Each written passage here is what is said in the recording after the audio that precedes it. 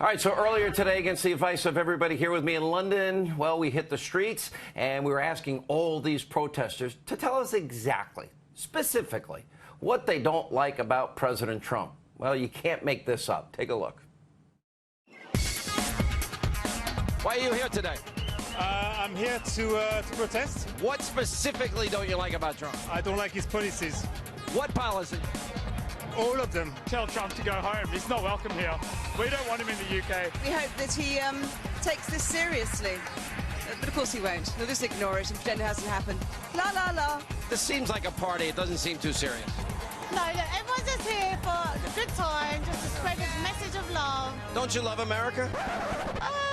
We're not going to engage with you anymore. Got it. Please make your way away. Got it. Yeah, we disagree on a lot. You're very welcome to be here. Thank you. And I saw some people giving you trouble. There's no need for that. I think America is divided, like Britain. I think part of America is deeply, deeply ashamed, and I think part of America has been hoodwinked. Do you think that the NATO alliance, that the United States of America, is it fair if they pay 70% of the bill? What are you protesting? Are you here to you're just here to have a party, be honest. I can't believe this is tone, man. I'm here because of all the hate that Trump exudes, yeah. I wasn't going to come out initially just because Trump's a And why are you here? To protest against the Trump administration and everything. And what about them? I'm okay not being interviewed. It's a nightmare. He must be stopped. America, wake up! Vote him out! It's been hot this summer for a reason, you know what I mean? Is it Donald Trump's fault it's hot? No, but I think he's promoting climate change. Donald is not welcome, and free Melania. I detest Trump because of his policies, because of his racism and homophobia and misogyny, and because he's just two-faced and duplicitous. We respect human rights in this country, and we'd like him to see that the way that he acts and the way that he speaks, we profoundly, profoundly reject it in a polite way. The lies that he's told, not to mention the human rights abuses that he's committed in his own country, we don't think he has any place over here. I think a lot of British people are more intelligent than the Americans are when it comes to voting. I'm quite angry. Even though I don't look angry, I am quite angry. Because what I think that he represents everything that's toxic about Western culture and Western history. And I'm furious. All right. They didn't really have good reasons, but it was kind of a good party. I was shocked at how many people knew me. Here with reaction, the author of the book, Why We Fight, Fox News national security strategist, Dr. Sebastian Gorka, retired CIA senior intelligence officer, Fox News contributor Danielle Hoffman. Nobody wanted me to go down. We had one minor little incident, but you didn't get it on tape, which drives me nuts. But it wasn't that bad. I was shocked how many people knew me, but I was also, they can't answer. They just, like, I mean, should we pay 70%? No. Why are you here protesting? He's a bad person. It reminds me, every time America shows strength on the world stage, European socialist liberals hate it. If it was Obama apologizing or dumping $150 billion on the Mullahs, they'd love it. Very reminiscent to me of 1983 when Europeans came out in protest against President Reagan for the Pershing II missile deployment. And it's a great contrast to protect Europe. Right, and President Reagan was proven right. Years later, we all agreed it was the right thing to do. Of course, those protests could never happen in places like Russia and China, but that's the first point. And the second one, we know the Russians have used the social networking and media sites to try to amplify protests and hurt our president. I just wonder whether they might have done that in this case as well. I think that's something for our intelligence community to check on. Yeah. Dr. Gorka, your first reaction, we talked off air, you tell me that you think I'm nuts for even doing it, but what's your reaction? Yes. They don't have a point, or no universal point, or nothing specific. It's getting hot in the world. Is that Trump's fault? No. Sean. Okay, why are you here? Sean, I would have told you not to do it, but I'm glad you did. That was really very, very amusing and very telling. At least we now know that Donald Trump is responsible for global warming. I mean, look, these people, I would like to see at least this many Brits go out and demonstrate against terrorism. Go out and demonstrate against the grooming and rape gangs that are being prosecuted. How about going out and demonstrating against female genital mutilation or the bombing of the Ariana Grande concert in Manchester? These are, look, we now have proof, Sean, snowflakes are everywhere. These are not the people who voted for Brexit. This is the chattering classes, and they have nothing to tell you. You know, the reality is that but for the United States of America and our commitment to Europe and NATO, I mean, they don't survive. I mean, that is the stupidity. One of the, I think, best things the president did this week was tell Angela Merkel, stop creating dependency on Putin and a hostile regime. Stop. And we've got more natural resources. We can put more Americans to work with career jobs tomorrow and export all the energy they would ever need in all of Western Europe. There's a bit of irony about all of this because Europe is under greater threat from Russia today than at any time since the collapse of the Soviet Union. And yes, the United States takes the lead in countering and deterring 70 Russia. plus cents of every dollar, Daniel. We pay for NATO $700 billion a year, and Germany doesn't pay their fair share. I mean, even beyond the financial aspects of this, it's really our moral leadership, our intelligence leadership, the strategic leadership of the United States. People aren't always grateful for that, but again, on the eve of the President's summit with Vladimir Putin, I find it awfully ironic. You know, the president said today everything's on the table with Vladimir Putin. And just like the lead up to the Kim Jong-un summit in Singapore, oh, this is a bad idea. The president shouldn't do this. Dr. Gorka, I think it's good for the world if the president, we saw how direct he was with NATO. He's going to be the same way. He can't be any different.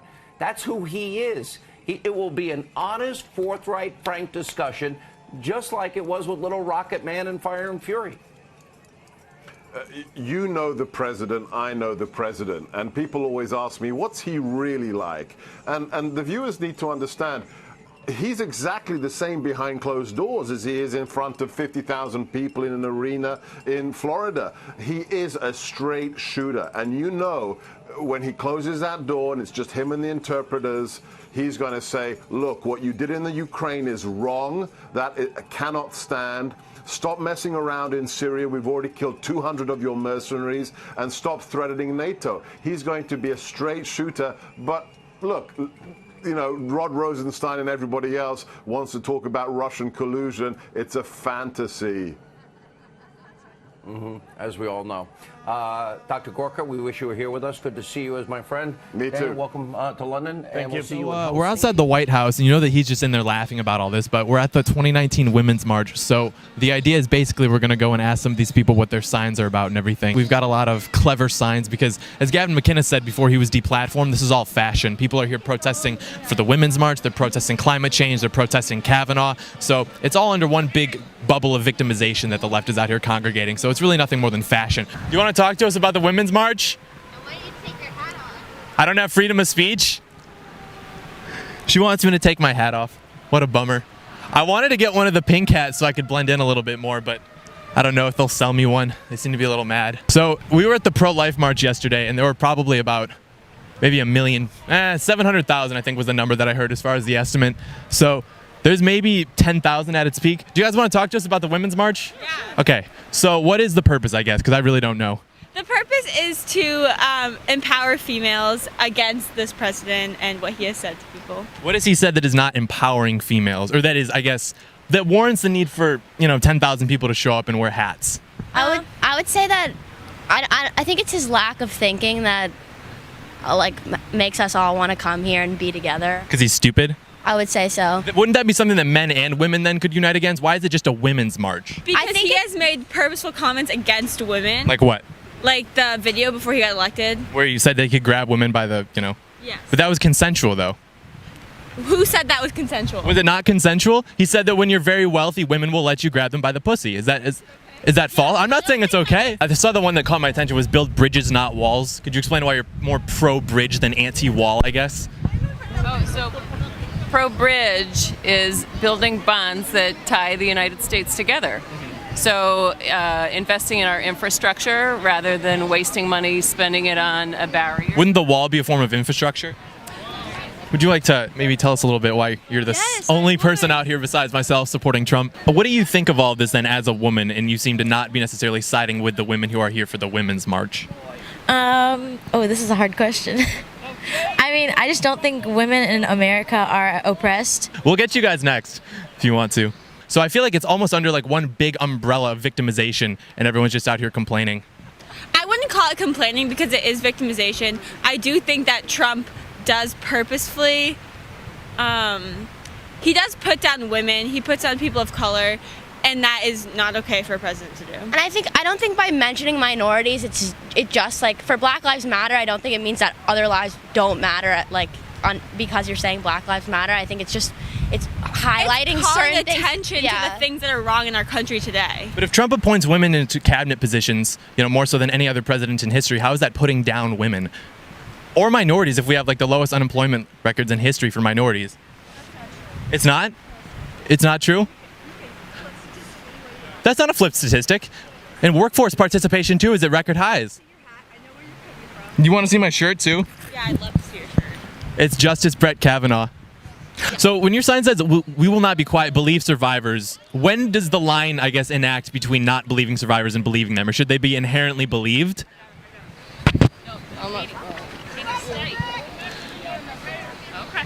So we have this thing in America called due process. It's innocent until proven guilty. And when you establish these social courts through which people are guilty until they're, removed from their... I sound like who? You have a platform. If you have an idea you'd like to share, it'll be on the internet. So they don't want to talk. They just want to hold their signs and post it on social media and, pretend that they're fighting some sort of revolutionary war against this man, Donald Trump, who's done more to help women and minorities than any president in recent history. What do you see happening as far as the future of the Supreme Court? Because everyone thought that Brett Kavanaugh was going to be really partisan, but he really isn't. You may have seen that he just voted in favor of easier abortion access. So do you think that Trump is going to appoint a more conservative justice that might chip away more at Roe v. Wade and things like that? Yes, I do think that Trump is going to appoint a more conservative justice because he is a Republican and that is what he will do. I do think that RBG hopefully will last longer than January.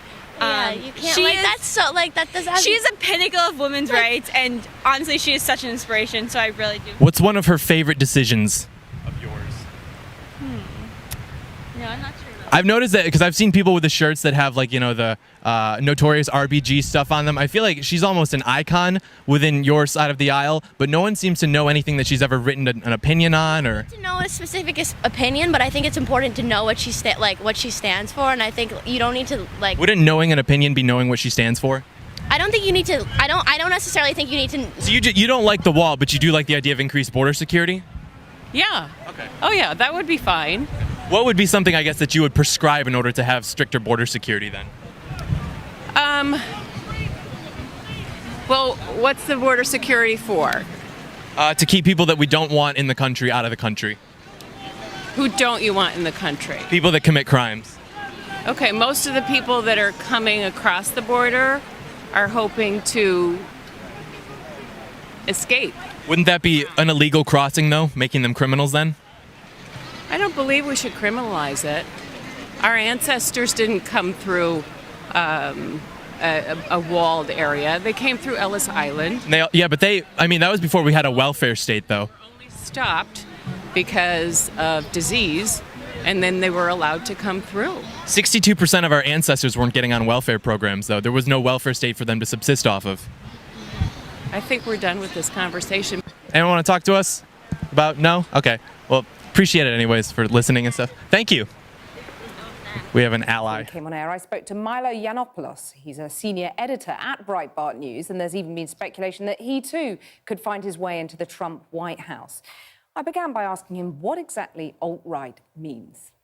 Well, it's a very young, vibrant, exciting new movement of conservatives in America. They are populists, they're nationalists, which is not a dirty word in America. They care about immigration, they care about trade, and they really hate political correctness. And you would describe yourself as one of the sort of cheerleaders? No, the media is desperate to crown me the queen of it. All I've ever done as a reporter is give them a fair hearing, give them a fair crack of the whip in the press. For that crime, I have been called all sorts of awful names. But they're too extreme even for you, then? No, I wouldn't say that. We're fellow travellers on some issues, but, you know, I'm very pro-Iraq, I'm very pro-Israel. There are all sorts of, you know, points of difference, I think. Do you think your erstwhile boss, Steve Bannon, chairman of Breitbart and now Trump's chief strategist, do you think he has horribly regressive attitudes? He's been described by some liberals an anti-Semite, a white nationalist. Have they got that wrong? Well, Breitbart is a company staffed almost entirely by Jews. I am a gay Jew, and he made me into a star. He, you know, flew over from America to hire Raheem Kassam to run the London office, who is a, you know, brown-skinned Muslim. This stuff is ridiculous. What a lot of Brits don't always understand is how ugly and terrifying American politics can be. The name-calling can be absolutely extraordinary, and lots of Brits... And name-calling by Breitbart, I mean, that is ugly. Look at these headlines. Well, no, Would you rather your child had feminism or cancer? Well, that's not Steve, There's no hiring bias against women in tech. They just suck at interviews. That's extreme. That's ugly. No, it's not extreme. They're my headlines. They're not Steve's. And how are they not extreme? Would you rather your child had feminism or cancer? Well, women agree with me. I mean, 7% of British women describe themselves as feminists. Just 7. It's only journalists who are still feminists. Feminism is actually about... Feminism about equality, of course. You know, they say one thing... That. You're redefining it. Well, no, they say one thing and they behave very differently. Feminists like to say, when they're on the defensive, oh, don't you believe in equal rights? But the way they actually behave is nasty, vindictive, Do you believe in equality for women? Do you believe in equality for women? Any normal person does. I want women so you're actually a feminist, then? Well, I would describe myself as a second-wave feminist, but the modern version of feminism, this ugly, sociopathic, vindictive, mean, spiteful third-wave feminism, which you know, which is defined by misandry. Okay. Women agree with me, not with you.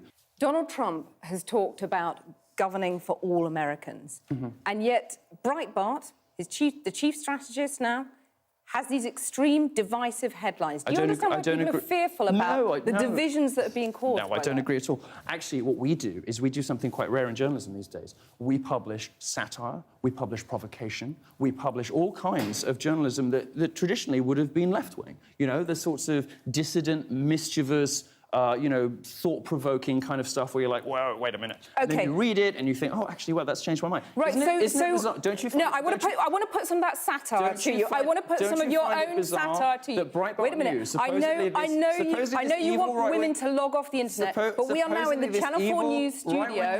You have to allow me to speak. You said that women offended online should log off. You said, yes, we'll certainly let women onto the men's internet a few times a year, as long as you follow a few basic rules. You said, wait, let me finish. You said, mass Muslim immigration must stop, or people will know real rape culture. Are we supposed to just soak that up and take it as one big joke? Am I wrong about that? Am I wrong about that? Answer me. Am I wrong about that? Are we supposed to just soak it up and take it as one big joke? You're supposed to treat it as it's intended and not wrench it from context. You know perfectly well that it is a provocation designed to make people think and perhaps to make them laugh. The guy who is behind all this provocation, the guy who hired you and turned you into a star, as you put it, is now chief strategist in the White House. What does it mean that someone who delighted in offending people, who delighted in having a laugh at Muslims and women, is now at the centre of power? I delight in offending people. I think the grievance brigade, victimhood, you know, the idea that hurt feelings are some kind of special currency, I think that needs to come to an end, and America agrees. What does that say about you? What does that say about the guy who is now the chief strategist?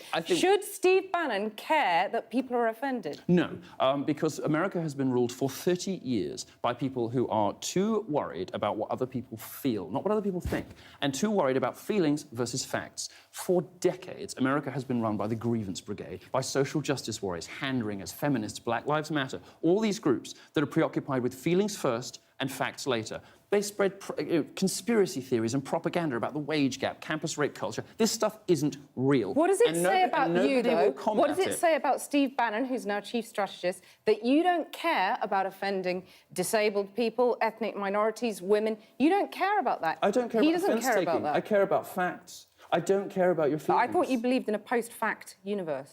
So who? That's one of your quotes. Is it? We live in a post-fact era. It's wonderful, you said. Yes, what I meant from that was just telling the facts are no longer enough. You now have to be persuasive and charismatic and interesting and funny. Just telling people things isn't enough anymore. Milo Yiannopoulos. I see a backlash against masculinity.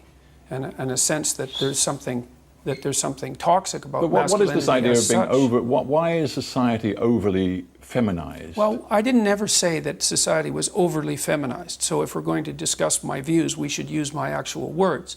I believe that there's a danger in our society at the moment of making the assumption that our culture, for example, is a tyrannical patriarchy, which it is in some small part, and that any active engagement on the part of young men in particular is indistinguishable from an unacceptable power and dominance drive, which I don't believe. But surely all of that is inappropriate and incorrect. If much of the power and authority over a very long historical period has lain with men, isn't it only inevitable that some men will get a little hacked off when women are given a stab at something approaching equality? Well, that could be inevitable, but that doesn't make it right, and it's certainly not something that I support.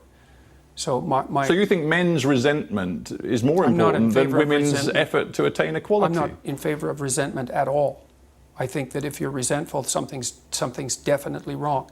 Either you need to grow the hell up and take stock of your life, or you have some things to say to people that you haven't been saying. You say science undoubtedly shows us that men and women have different traits, and there's a lot of science to back you up on that. But you say that because of that, men are hardwired to achieve success and to be successful in a way that women are not. No, not at all. I've never said anything like that. I've said that there are biological differences between men and women that express themselves in temperament and in occupational choice, and that any attempt to enforce equality of outcome is unwarranted and ill-advised as a consequence. And yet some of the most successful societies, judged on contentment indices or indeed material success, are those, for example, in Scandinavia. Where the temperamental differences between men and women are larger than they are in any other society. Well, so you point out that in Scandinavia many more women choose to be health workers than engineers, for example. It's not what I say, it's what the large-scale scientific investigation has revealed. Fair enough. But equally,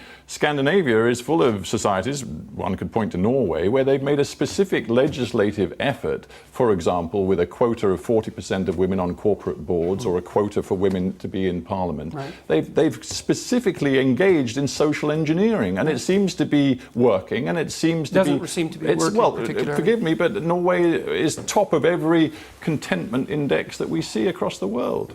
Well, okay, so first of all, Norway has plenty of oil money, which is definitely contributing to that.